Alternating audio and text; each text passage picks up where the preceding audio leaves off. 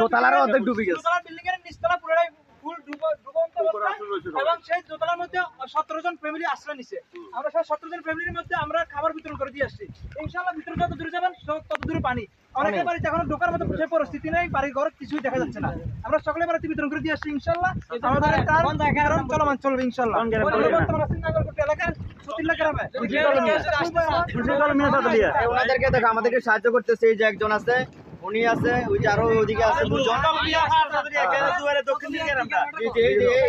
শুরু থেকে আমাদেরকে সাহায্য করতেছে। কল্পনা বাইরে, আমাদের কল্পনা বাইরে।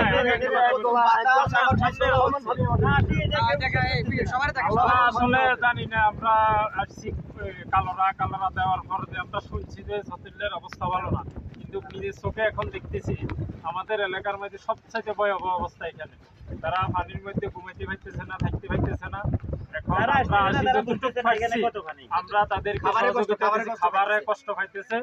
আর যারা অনুদান দিবেন, আমার এই ভিডিওটা দেখে আমাদের দেখি সবাই এই সতিল্লা গ্রামের কথা স্মরণ করি, তাদেরকে একটু সহযোগিতায় এগিয়ে আসবে। আমাদের এই সহযোগিতা চলমান থাকবে ইনশাআল্লাহ। আমরা পরবর্তীতে তাদের কাছে আসবো, সহযোগিতার হাত বাড়াই দিব। যারা যতটুকু পারেন তাদেরকে একটু সহযোগিতা করেন।